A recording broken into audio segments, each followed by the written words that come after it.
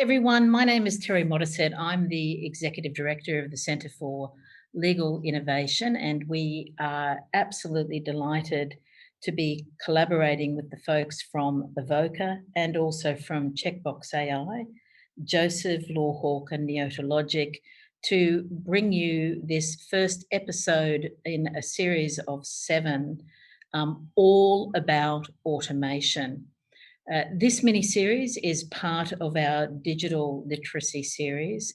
It simply would not have been possible to bring this to you had it not been for the amazing support of the folks that you see here today and the other companies that I've mentioned, and representatives of which you will meet during the course of this series as well. You can imagine with any series like this, it's important to start at the beginning. And so what you'll hear from Giles and Mark today is, as you see it on the screen in front of you, a chat about what legal automation is and why you should care. And so let me introduce, first and foremost for this session, Giles Thompson, who's the Head of Growth at Avvoka, and also Mark Ford, who's the Director of Knowledge and Innovation Strategy at echo.legal. Wonderful to have you here, Giles and Mark. Hi, and good morning, because I know that you're coming to us, at least with respect to me, from pretty much the other side of the world. So really, really delighted to have you. And again, with gratitude and also excitement as we kind of enter onto this first episode, welcome again, Giles and Mark. We're delighted to see you and to have you here today. First thing for me to say is thank you very much to Terry and Christine and everybody else at the CLI, and actually also to everybody joining, because as far as, Terry sent me through a heat map which spanned the whole world of everybody who's joining today. As far as I could tell, it's, you're either sacrificing your evening or you're sacrificing your morning by and large. So thank you very much for doing that, to spend time with us and to learn a bit more about legal automation and why you should care. So my name's Giles Thompson. I'm Head of Growth at Avvoka, which is a document automation, negotiation and analytics tool, which is designed to help law firms, in-house legal teams and business people to draft their documents, negotiate them, get them done, and then leverage insights from that process in order to basically do all of that stuff better going forward. My professional background is I still have my practicing certificate, but I'm a lawyer. I started off at Herbert Smith Freehills in London. Then I worked at Kirkland & Ellis, and I've spent a little bit of time on secondment at BP Oil, and also at Pax and Joule, the sort of electronic vaporizer company in the United States as well. And yes, well, that's me. And effectively what I really enjoy doing, and the reason I sort of moved over to legal automation, is basically empowering non-technical people. So that could be, not in an IT sense, lawyers or sales people, procurement people, who, maybe just general commercial people, to take contracts, access them themselves, and to basically have contractings when they need them in a way that's convenient for them and fast. So there's lots of other benefits to document automation and also to legal automation more broadly, but we'll talk about those in a bit more detail today. And some of the clients that I work with day in, day out are the likes of Allen & Overy, Baker McKenzie, Booking.com, Carlsberg, HSBC, Sony, Warner Media. You can see that there's a real mix of people who benefit from legal automation, and it isn't just lawyers. So that's probably the first myth before my sectional myths that I want to dispel today. But anyway, I'm joined by Mark from echo.legal, and I'll leave him to introduce himself. Thanks, Giles. Like Giles, I'm a reformed lawyer. I've spent about 20 years in legal KM, principally at Clifford Chance and Baker McKenzie. I've always been interested in document automation, was a fairly early adopter, run big programs at both the firms I've worked, and now working for a consultancy that specializes in helping organizations make the most of document automation and related technologies to help lawyers work more efficiently. And I'm very much looking forward to the session. Yeah, so the first apology during this session that Mark and I are going to have to make, I think, is that we are both heavily involved in the sort of document automation and processes around document automation area. So if we slip into saying document automation as opposed to legal automation, that's just because that's what we're most used to. But this presentation, we are going to be addressing legal automation more generally as well. So I just wanted to flag that. And if you have any more questions about legal automation more generally, please feel free to answer those. We're very friendly, I promise. And so today we're going to be covering sort of what legal automation is, what the benefits are, what's in it for you and your organization, when you should think about start doing it. And I promise we're not going to say you should do it regardless of your circumstances. Some myths about both document automation and legal automation more generally, what you should be sort of looking to succeed from a legal automation project, what success actually looks like, and also we'll have some parting words as well. So it falls to me to explain what legal automation is, to the extent that this crowd isn't more experienced and more knowledgeable than I am. The sort of broad definition of automation itself is the use of technology to reduce human assistance required for a particular task or a process. And so there are some personal applications of automation that you'll be well aware of. So things like I've got these cool Philips light bulbs which turn off when I leave a room, and there are business specific ones that you'll already be familiar with, such as tools that manage your social media when you're posting and, for example, promoting an event like this. But what is legal automation? Well, that's using technology to reduce human assistance and to assist with the task or process, but where that task or process or function is legal in nature. And so one of the most I guess commonly known one of those is to help with legal documentation, and tools that have sort of helped automate legal documentation and processes around that have been around since the 1980s and before. And some of the software is actually still in operation now, if you can believe it. So things like document creation, review, signing. Signing's obviously become huge this year with the pandemic, and I heard at the time that people couldn't even get signed up for e-signature tools. They were so popular and widely adopted when everything happened. And approval of documents. So taking that sort of process of having a physical document and walking to someone's office and handing that to them to be stamped, that's now being automated or brought into one of these legal automation tools more broadly, and also risk and compliance as well. So it's related, but actually, as we'll talk about later, automating and adding software to the loop for legal processes does reduce risk, and it reduces the scope for human error, because whilst our emotion and our what makes us human is really useful for giving advice, it's not always useful for the task or process elements of what we do in a legal context, whether we're lawyers or not. So the first distinction I want to make today is that legal automation is all about the processes and the tasks, like I've sort of said a moment ago. It's not about legal advice necessarily. So it can certainly help with the sort of part of legal advice, which is the task. So the research, so finding legislation, and perhaps with some of the artificial intelligence tools out there, maybe interpreting some of it, but actually figuring out how that applies to the client and doing some of that critical analysis with that emotional element. I personally think that will always be a human task, I think that's the sort of one of the core points that I wanted to flag now. This is all about basically making lawyers or people who need access to legal process superhuman rather than replacing them. So the other thing I want to mention, and this is something that happens a lot to me, so there's a lot of conflation and a lot of confusion around the different technologies, and perhaps even what I just said on the last slide will have confused a few people, or frankly it may have even sounded like I confused myself, which is fine.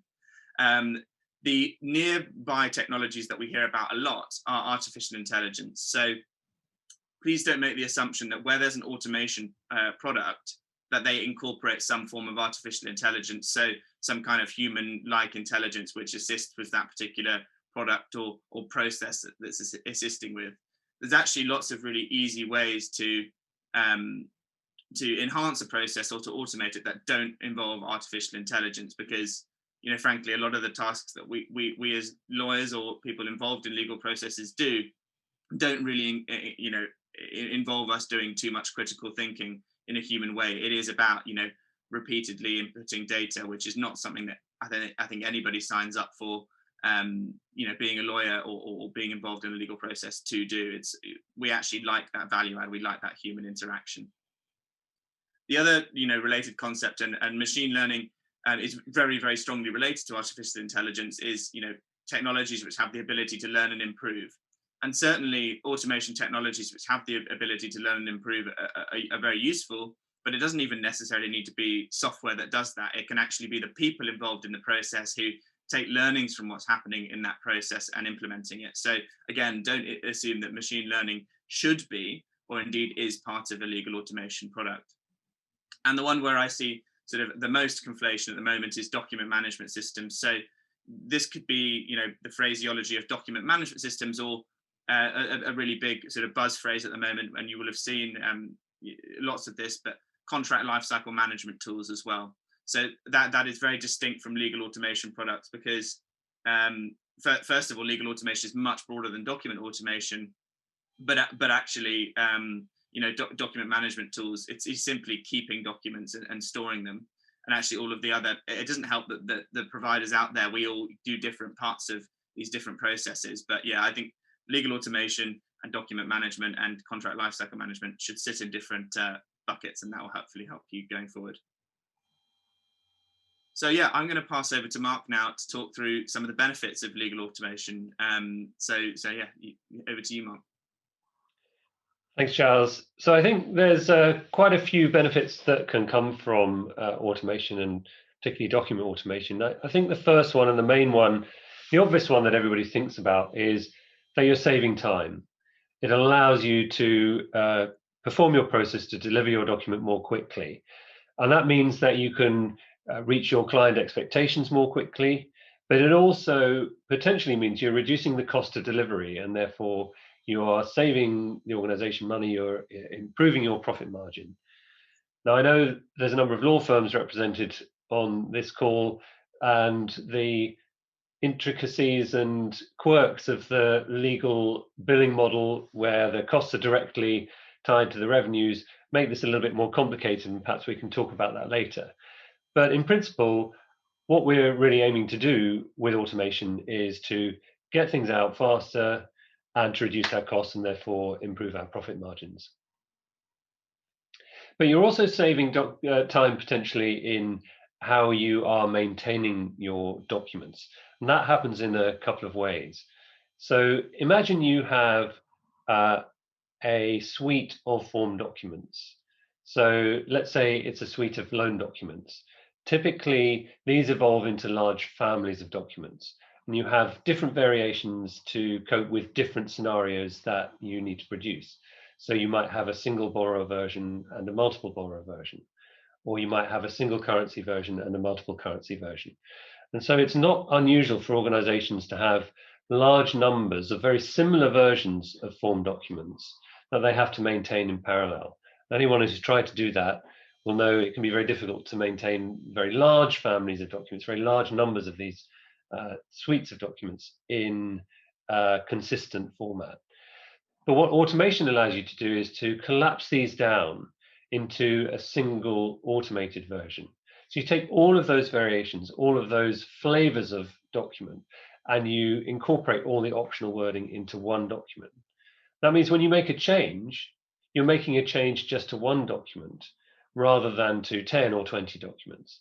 So your maintenance process, the time and effort you have to invest in keeping that document up to date, is much less. But there's another benefit as well, because typically when you have these large families of document, because they're so difficult to maintain, organizations have to make a decision about which ones that they're going to keep up to date. So they pick the most common permutations. So rather than having the 32 possible variations, they just pick the top 5 or 8, say, and they maintain those. And if you need to draft one that is a different combination of options, that can be a very manual and time-consuming process. But if you've automated the document, if you've collapsed all of those permutations, all of those options into one document, then they're automatically available to you. I think another benefit that comes from automation is improving quality and consistency. And that's partly because of the consolidation process that I mentioned earlier, because when you have these multiple variations, inevitably errors and inconsistencies creep into them, and you can iron those out when you collapse them down into one master document. But also in the drafting process, documents are often produced late at night under a lot of time pressure, sometimes in high volume, and it's very easy for human error to creep in and for minor mistakes to go into the documents. If a lot of the drafting is being done by the software, then you are increasing the consistency, the accuracy, and ultimately you're lowering the risk profile of your organization.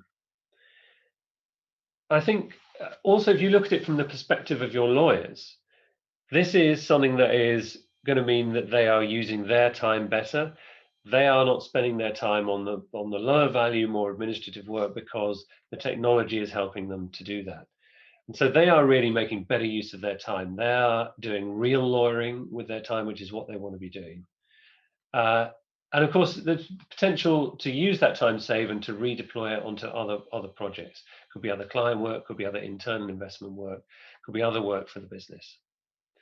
And last but not least, I think there's an opportunity here to create a product around an automated document. And that means you have the ability to give access to other people who wouldn't necessarily normally draft this document themselves.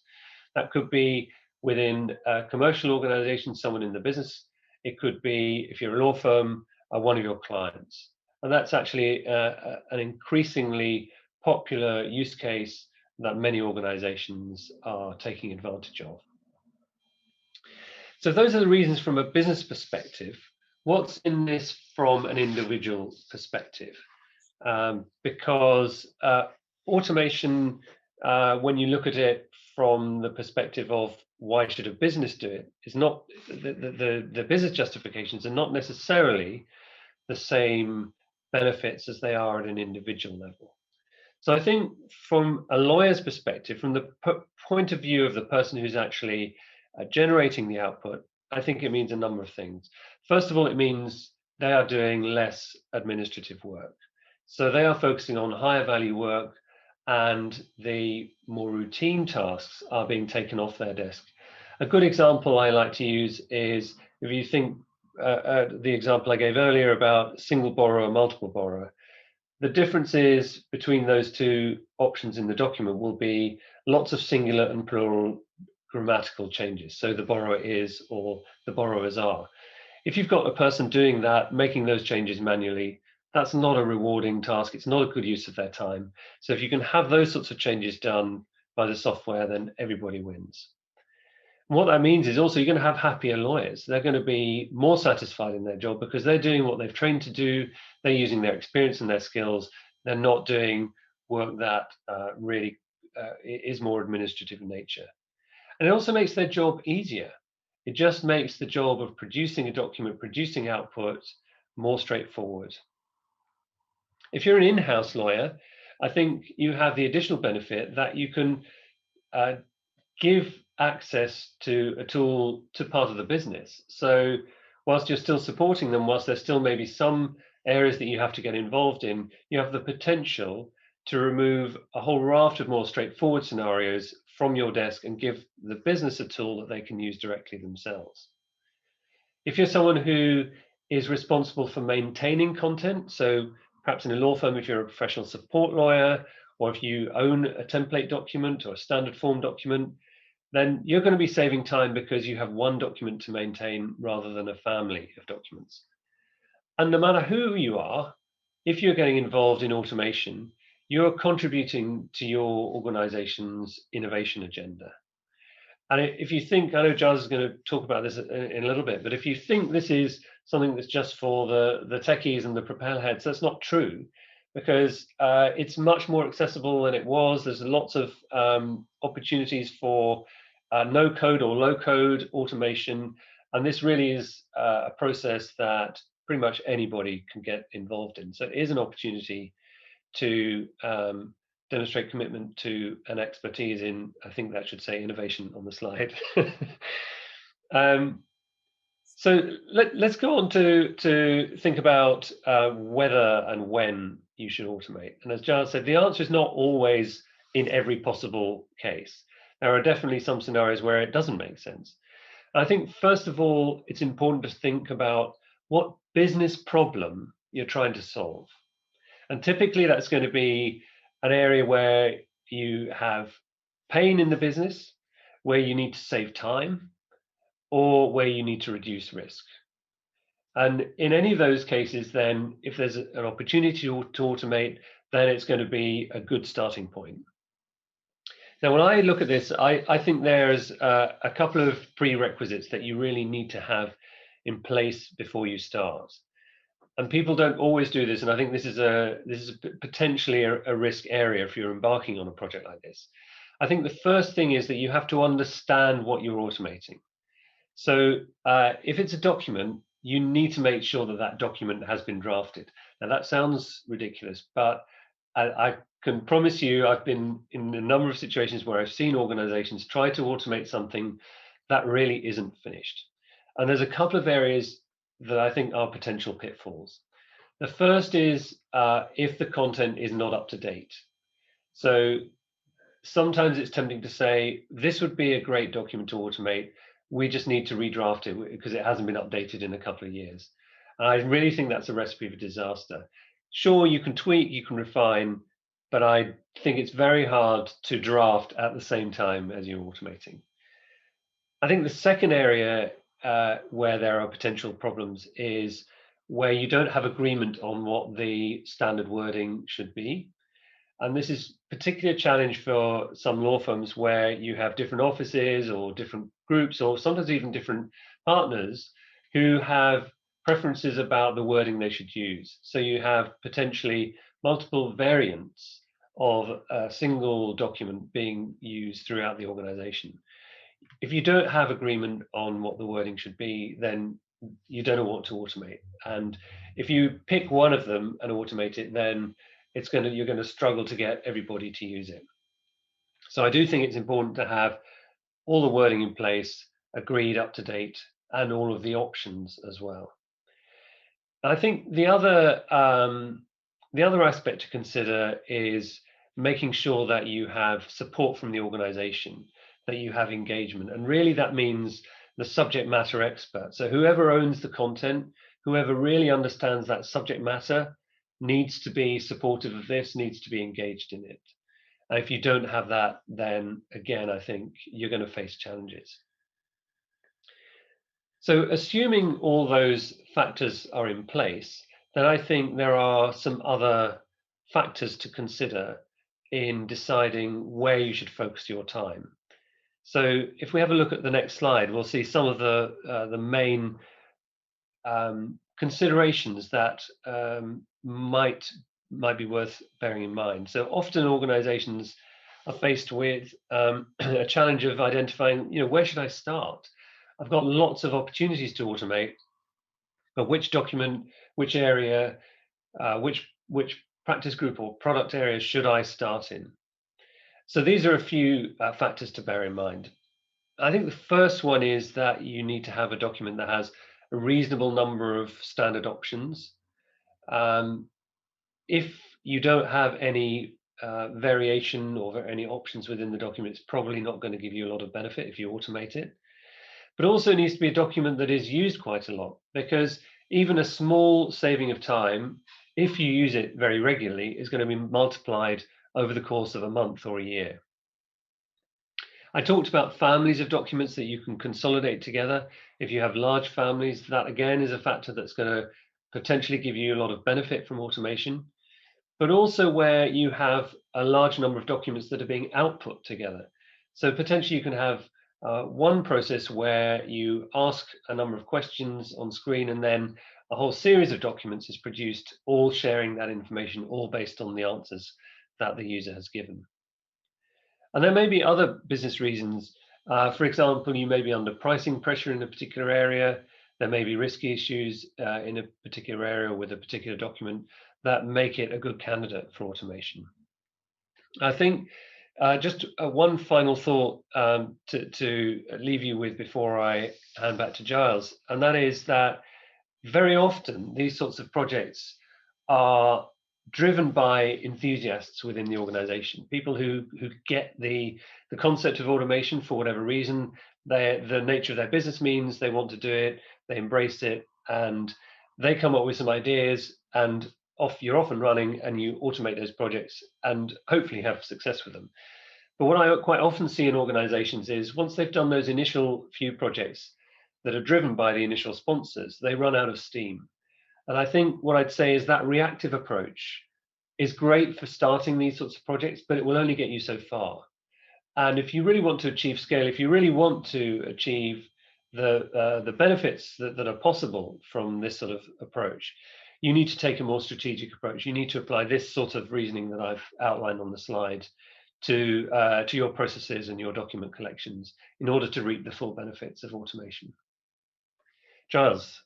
Right, thank you very much, Mark. And I think just before I jump onto this automation myth slide, there's a few things which you've said there, Mark, that have made me think actually, and that is, I think one of the broad points here, and I'm going to say this in the true spirit of collaboration, is that there are a lot of people who got experience in legal automation and in this area. Mark is someone who's clearly got a huge deal of experience in this area when it comes to particularly document automation. But both on the sort of the law firm side, but also on the consultancy side. And I think one point that I'd make to you more broadly is there are lots of people out there like Mark, very few with the level of experience that he has, admittedly, but there's a lot of people out there who've made these mistakes maybe 15 years ago and have been seeing all the mistakes that others have made for a number of years. And actually, those people at Joseph, Checkbox, Lawhawk, Neotologic, who are also, frankly, our competitors, but also are in this project with us. I just want to take a moment to point out that there are some really good people involved in these software companies, as well as consultancies, who've seen a lot of these mistakes made and can tell you things like, have you actually finished your document? And I think that's a brilliant point in there, Mark, because, and a lot of these points that I'm going to go on to mention in a minute, there's just some really silly things which catch people out. And if you had sort of 2 or 3 hours chatting to someone who really knows their stuff and is able to tell you things like, have you looked at the docx styling of your Word documents before you upload them into this really fancy, legal automation platform?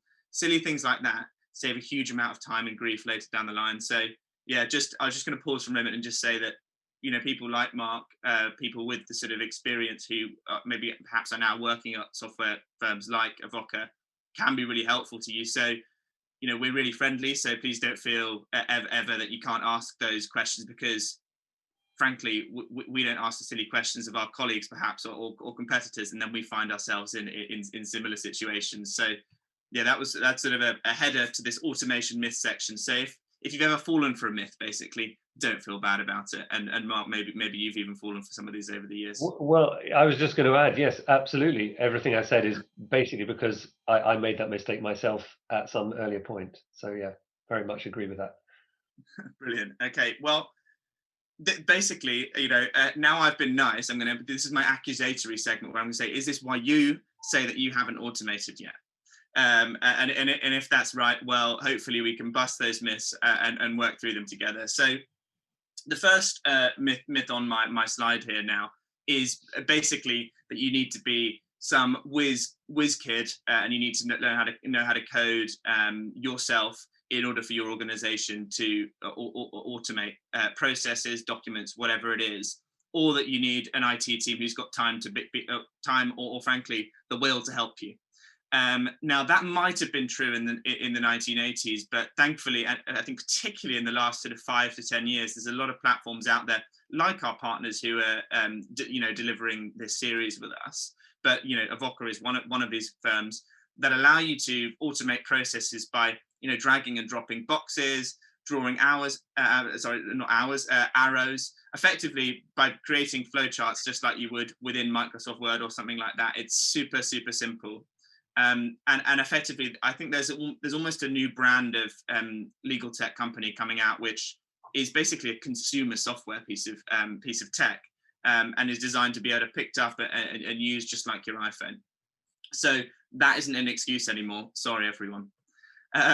So the next myth is basically that automation takes a really long time and costs a lot of money. Now, the first thing to say here is, if you are on day one going to try and automate, 5 separate, 200-page documents, and they're the most complicated ones that your law firm ever does, and you aim to set out and automate those 100%, well, you're trying to put the brain power of the most intelligent person, an experienced person in your organization, maybe the top 5, into an automation platform. That isn't going to be easy or going to happen overnight. I want to dispel that myth straight away. But actually, I think there's 2 ways to kind of look at this. Maybe don't start with your most complex document or series of complex documents in the organization. And I know Mark will talk to this a little bit more, but essentially, be realistic about how long these things are going to take. And also remember that there are parts of your documents which are the easy bits to automate. So actually using a tool like Avvoka, you can automate things a lot quicker than you would have thought. And actually, Mark used a great example earlier, pluralization and things like that, which you might do 300 times in a document. So, putting the or they, for example, throughout a document, that's something that you can automate really fast. You can just effectively use find and replace, like, lawyers we do when we draft. So it needn't cost as much money as you think. And actually, I think the broader point, which addresses both the coding and the sort of time taken and cost points there, is that you can actually work using a no-code tool. You can also work way more collaboratively with your IT team and with project managers who are perhaps pushing these projects forward.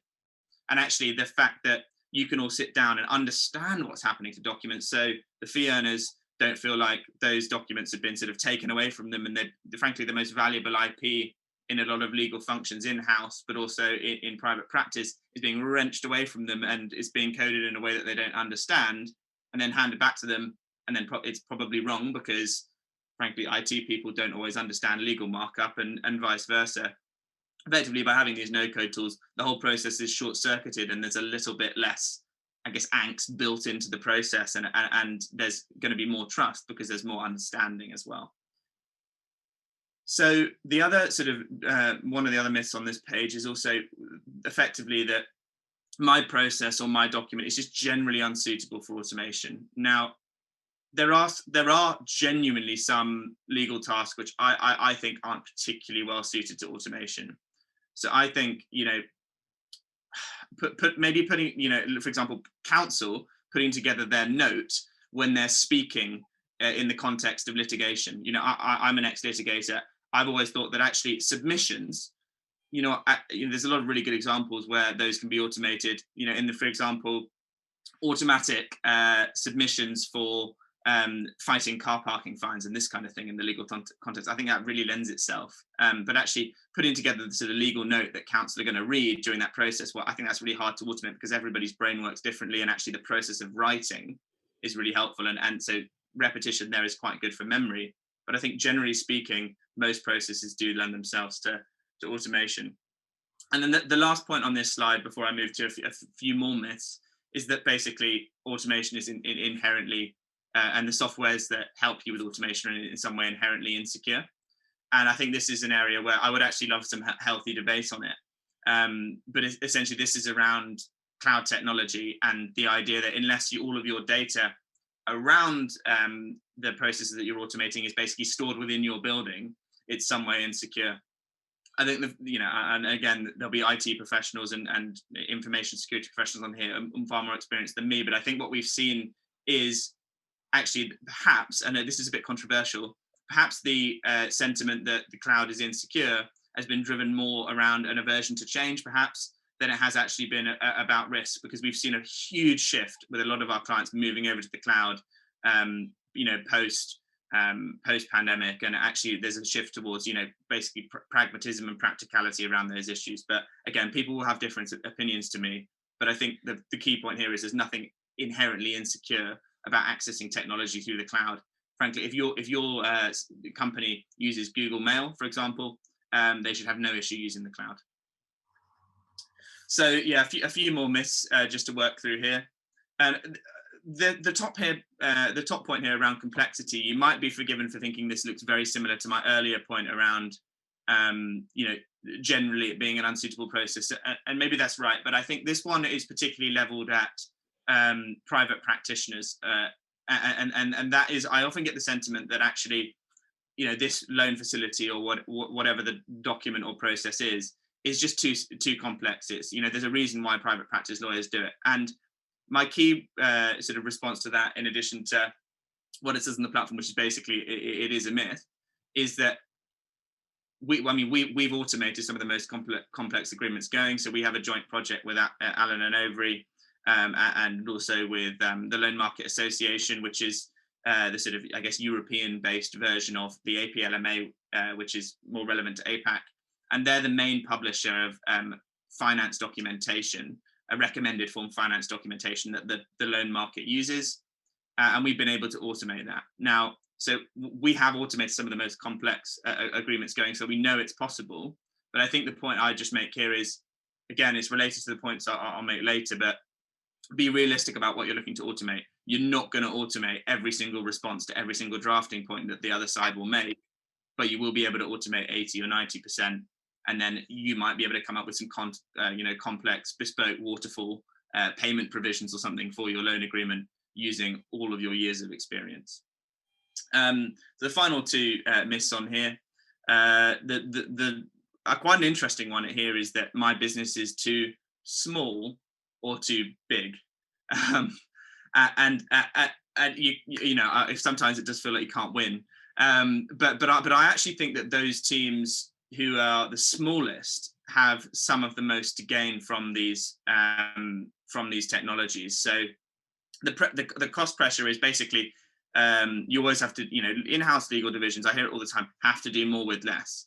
Now, that typically means that you've got your core team, but frankly, more and more is getting pushed onto that existing team, and perhaps you're not being allowed to hire more people. So one solution, in order to allow people to be able to get out and see their kids, or not give up all of their hobbies, is to be able to help them do sort of 80-90% of the tasks that they least like in a more quick and efficient way. And actually, you don't have to spend hours and hours learning how to do automation or getting up and running with it. You can maybe automate NDAs, start with that, maybe crack that in an afternoon, and then move on from there and keep going. There's a similar point around volume as well. I guess it ultimately comes down to a personal, but also, I suppose, a bit of a business decision around how much time doing repetitive, the less glamorous legal tasks is the right amount of time, and actually what's the threshold. I would argue that, frankly, if you're doing that for an hour every day, that's too much. So even if you're answering an hour's worth of emails from people asking you for documents, which you're simply moving out of a folder on your inbox and dragging and dropping into an email and deleting a couple of square brackets in, that's too long. And we've all trained too hard and worked too hard to be doing that. So folks, I've got a couple of questions here, and it seems like a good juncture to jump in and ask them of you. So let me just ask them as they're kind of written. First one here is, what's the difference between automation and using precedent management systems with fields inserted in the documents? Mark, I'll have a quick first go at that, and please feel free to jump in there as well. But some of the way that this person, I have an inkling, they're an early adopter of legal automation without realizing it, potentially. So essentially, the way I describe what we do sometimes is, I say it's like a fancy mail merge. So I don't know how many people listening are nodding and thinking, okay, I know exactly what that is. But essentially, yeah, what we do is a fancy version of that. So we take a document, upload. This is Avvoka specific, but it's fairly universal process. We take a precedent, we designate the parts of that particular document that need to be different every time a new draft is created. So that is essentially, taking our precedent and designating the parts which need to be filled in that form. Now, I think the differentiator, and again, I don't know what piece of software that the person who's asked the question is using, but the difference is taking it away from just sort of designating, for example, the parties sections of a document, and maybe the overall, the amount of years the NDA is going to last, and then taking it a step further and instead saying, we've got 3 versions of a confidentiality clause, or in Mark's example earlier, 23 versions, perhaps, in a more complex document of a particular clause, and then saying, right, if they've said in response to the, liability cap or something, that is going to be, we can sue somebody for $1 million, Aussie dollars if they breach this NDA, then we should include the, particularly hardcore, us-friendly version of the NDA confidentiality clause within the document. So it's taking it that step further, rather than just filling the form. It's taking the variables within that survey or questionnaire you get asked at the very beginning, and using that to determine not only the sort of form elements of the document, but what the shape of the document is itself. And Mark talked earlier about merging precedents and collapsing different drafting options into one document. And I think it's that sort of collapsing process which makes it different. And just before I hand over to Mark there, to the extent I haven't nicked all the good points, a tool like Avvoka, and again, a lot of the others who are involved in this project as well, allow you to automate processes around that. So let's say the liability cap is over $1 million Aussie dollars. Well, in that case, maybe someone from legal who's senior should be added into that document. That document should be locked online and not downloadable until that person has approved the document. And then maybe the next phase of that process is, e-signature within the platform by someone who is of a sufficient level to sign off on that, because we know who has the power of attorney. So I could keep going, but essentially it's building in those other tasks and processes within that legal function. So it's a automation of a legal process rather than just that document. It's all those sort of things that we would physically do, probably running around the office, that are being baked into that that document or that software. So hopefully that answers the question. I guess depending on the software, it also can suggest clauses that you might insert, and it can also give you, relevant cases, etc., that relate to them. So there's the process part, but also the actual choice, making that choice in the first instance, I guess, is another part of the various layers of sophistication to this as well, right? Absolutely. And yeah, Mark, I mean, that's probably a perfect time for you to pick up. I mean, if to the extent. I'm trying to find a segue to you, Mark. Come on. Yeah, I mean, I think if all the fields, the sort of mail merge that you've described, yes, you can insert information in names, dates, that sort of thing, but you can't do things like, for example, including complex logic and optional wording within the document. So a simple example might be, is there a guarantor? If there's a guarantor, you get a guarantee clause, but you also get the name of the guarantor, an extra party, an extra signatory block, and then all through the document it will say the buyer and the guarantor rather than just the buyer. You can't do that with a mail merge. Shall I go on to the next question? And then it's related, Mark. So if you don't mind picking that up, that'd be great. Does automation produce the first draft and then subsequent drafts are manually negotiated or marked up? Yes, core automation is usually about the first draft, but and so particularly the early platforms, yes, you get a first draft and then it would be like a manual document. Some platforms allow you to do what's called round tripping, so you can make manual changes but then keep the automation within the document, so you can go back and then make changes based on the interview questions, so make structural changes to the document, and you can use it as a negotiation platform. In fact, tools like Avvoka specifically have negotiation capabilities built in. How's about that for a segue, Giles? Yeah, I mean, yeah, Mark, you've done this for, this for longer than me, so that was a much better segue for sure.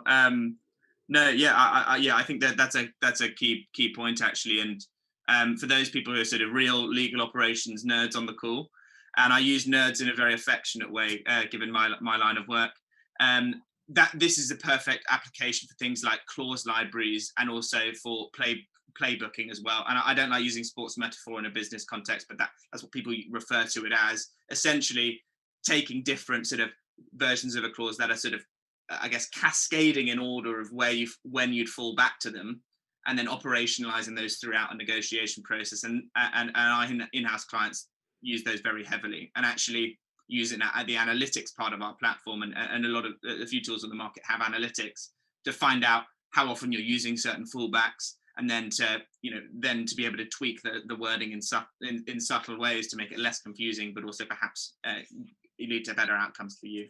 Well, what should I not expect from my project? So the first one, I think here is essentially that it's going to look amazing on day one. Now, I obviously am totally biased. I think Avvoka looks amazing, even the default version of it, but I'm obviously totally deluded. So, you need to put some thought into what layout you want and what the user interface is that you want. So one of the things that you are able to do in Avvoka is you can insert videos as your drafting notes instead of traditional drafting notes or footnotes, and I think that's a really fun thing to be able to do, and that's become really popular. One of our clients is Carlsberg Marston's, and they take their iPads around with them in the car to sell beer to pubs, and they can then sign contracts and fill in all the details on their iPads with people and do them on the spot. But actually, yeah, they've loved the interactive elements of what we do. The other thing is that there's going to be no problems. Well, there are going to be the odd problem. I mean, that's software for you. That's learning anything new. There is going to be a computer says no moment, and I would just implore you not to smash the computer. Call up someone like Mark or myself and ask, what mistake have I made here? What's going wrong? And you're going to get less of these moments, Mark, aren't you, if you are speaking to someone like us or one of our partners. The other thing as well is, again, related, the idea here, and I'm going to spin this in a more positive way than I was when I was writing this slide, but actually you should think of this as a new skill to add to your arsenal. So when you are getting a new piece of work in, whether that's from an in-house colleague or from a client, you should think about this as, I'm not going to, maybe I won't outsource this piece of work to one of our low-cost centers if we're a law firm. Maybe I won't assign this to a junior colleague. Maybe the way that I can make this, deliver this product in the best possible way, or this deliverable in the best possible way, is by using automation as a skill, learning that, doing the task in a better way, and then that can be just something else that I'm able to operationalize. So, for example, let's say a client comes in, says, I want all my employment contracts repapered due to the coronavirus, pandemic. I have to change the wording for 2,000 employment contracts. You're in a competitive quote process. How are you going to price this? How are you going to do the project? If you can say, well, I've got automation as a skill, maybe we're going to have to invest a couple of days this time round, and we'll have to write that off. But next time a quote comes in, we're going to be way more competitive than everybody else, and actually way more profitable. So think of it as a bit of an investment in yourself, but also in your team. Other thing is, another sort of unreasonable expectation is my input isn't really required. I can outsource this whole thing to somebody else.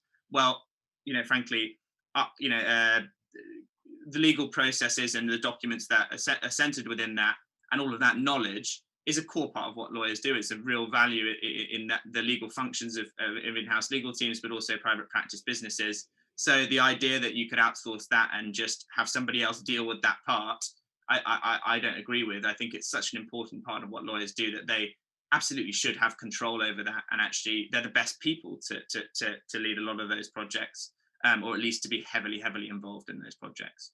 And actually with no-code tools, there's no reason why people can't. And one thing I would say there is I do understand how time-pressed private practice lawyers are, and that's why we offer the types of support that we do and the ancillary services around legal automation. How can you avoid disappointment, basically? Well, set up some good criteria for success and actually measure them. You wouldn't believe the number of people who set out those criteria for success, have a really successful project, and then can't prove to their boss that they've had a really successful project. And I think the other thing as well is, if you don't define your criteria for success and figure out a way to measure it, and if you're not clear about your objectives, you're never ever going to please people, because there was a lot about this earlier that Mark talked about, but maybe your priorities are consistency and accuracy in drafting or in legal advice. Maybe it's purely speed. Maybe it's user experience for the lawyers, or maybe it's user experience for your clients. Maybe it's general productivity, or maybe it's other stuff that Mark will probably talk about in a few minutes. If you're clear about which one of these it is, maybe it's even just staff retention. Maybe you're losing loads of juniors in your team and you need to figure out a way to make them, feel like, you care about their well-being, and that, in order to upskill them and get them doing more difficult work and managing more. Maybe those are the objectives. So the criteria of success and the way that you measure it will look really different depending on how you define all of that. And yeah, so Mark, let's go into a bit more detail about, how people might go about doing that. Sure. And I think, I absolutely agree with what Giles said about this. It's important to be clear about what you want to achieve, so that you can, be clear about your goals and whether you've met them. And I think I want to bring in the question here, which, in case you haven't read it, is what are the criteria that are used to determine the pricing of a legal automation system, how much time is saved, etc. I think this question assumes that you're going to be creating a tool that is accessed by external clients and that you charge for. And that is one potential model. But of course, a lot of organizations are using automation on an internal basis. So I think you need to be clear about what your goals are, so that you can set the appropriate business model, and that you can make sure you're getting return on your investment. And that might be in the external example that I think that the question was about. You need to look at the costs, the cost of the software, the cost of the time that it takes to develop the content, and then look at if it's just revenue, then you need to make sure you're charging enough based on the number of times it's going to be used, in order to cover the costs. You may decide that you're getting other benefits that mean you don't need to make it financially profitable on a standalone basis. So you may say, well, this is about developing a relationship with a key client. It's about raising market awareness of our expertise. It's about getting to new clients that we wouldn't otherwise have. And therefore, I'm not so worried about what I charge for it. It's more about making sure I get volume of usage and reach a broader market. So that's I think just emphasizes the importance of thinking through what do I want to achieve, and therefore setting your business model to make sure you do that. Of course, there are financial benefits that you can get from doing it. You're saving time, and therefore you're saving money. You're contributing to the bottom line. You're doing all the things that are on the slide. But I wanted to just bring in a couple of other points. First of all, to pick up on some of the things we talked about earlier, because I think it's very important to think about also how much of a document you want to automate. Giles touched on this in one of his myths. It's not necessarily the best approach to automate every moving part of a document. So if you have a form document that has lots of square brackets, you don't necessarily want to ask a question that will populate every single square bracket. Usually a better approach is to ask enough questions that you can do the basic administrative singular plural type drafting very quickly and easily. And then you get a good first draft, which you can then work on in more detail. And I think for particularly your more complex documents, this addresses one of the major concerns that people often say, this isn't right for me because my documents are so tailored. I'm a rocket scientist, I'm an artiste, everything I do is highly sophisticated. And it's true, obviously, a lot of documents that legal teams, law firms, and in-house teams produce are incredibly sophisticated and are heavily tailored, but they almost always start from a relatively standard beginning. And those are the bits that where you're likely to get the most benefit from automating. I think the last point, which is on the final slide, is to say that the return on investment, of course, there's a financial element to it, but don't ignore the indirect benefits as well. These are real, these are demonstrable. All the things are on there that we talked about earlier, that you are taking the routine stuff away from your lawyers, you're going to make them happier, give them more job satisfaction, you're going to reduce risk, all those things, they're real benefits. They're just hard to quantify in financial terms, but they are real and they can and should form part of a business case. I think we had one final slide, which was a conclusion. We've sort of covered quite a lot of ground, But I guess my conclusion would be that automation is something, as Giles said, it's been around a long time. It's proven technology. It can add very significant value to almost any organization. There's a wide scope of areas where it could potentially be applied, particularly in a transactional area or in a sales area. But I think the advice that I'd give is to be thoughtful about where and how you apply it. Think through what your return on investment is going to be and what goals you want to achieve. Choose your project carefully. Don't fall into the traps that I have fallen into, which are the things that I've spoken about, and prepare your content in advance. Make sure that you're going in to your automation project with the best chance of success. And wherever you are on the journey, good luck with it. And we've got one final question here, which I'm sure you're going to be interested in as well. And we've got just a second, I think, to be able to respond to it. How do we choose between automation service providers? It's a great question, and it's obviously one that is on the mind of a lot of people. How do we know? How do we know who should know what in terms of being able to engage someone? Just before I pass over to Mark, because I have far less credibility on this. This is something that's going to be addressed in detail later on in the series. Sure. So this is something you should absolutely tune in for later in the series. And it's basically the first thing when I was sitting around with Terry and everybody, we said, how are we going to address this particular question? So, happy to sort of pass over to Mark to give a more credible answer. But definitely, if this is something that really interests you, tune in for the later episodes.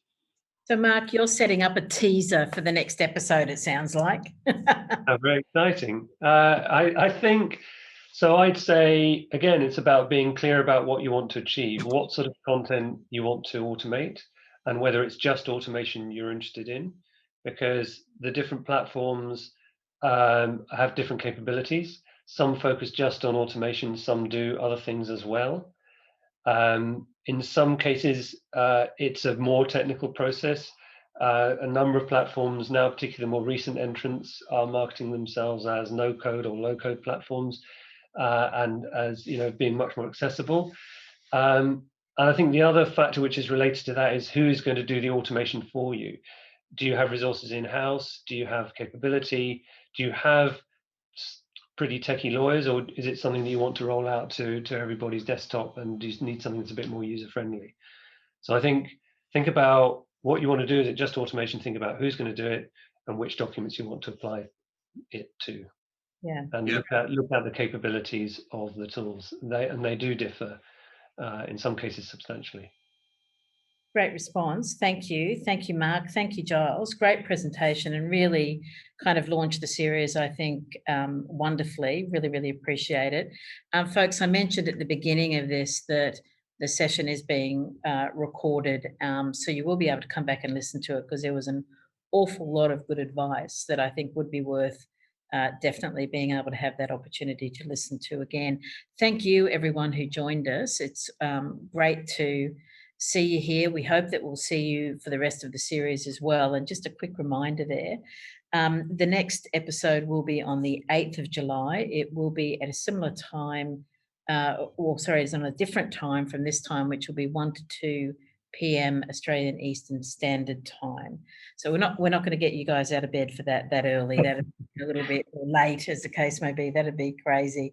The second episode is on using legal automation to solve bigger business problems, and the presenters there will be Jean Turner from Lawhawk and Mark Tyndall from Neota Logic. So again, just wanted to extend our huge thanks to you, Giles and Mark. I know that also if folks want to reach out to you, for example, find you on LinkedIn and follow up with this with questions that they may have, that you're open to that. So thank you also for being open to a continual discussion on this. So until the 8th of July, everyone, we look forward to seeing you then, and thank you again for coming today. Thanks, folks. Bye now.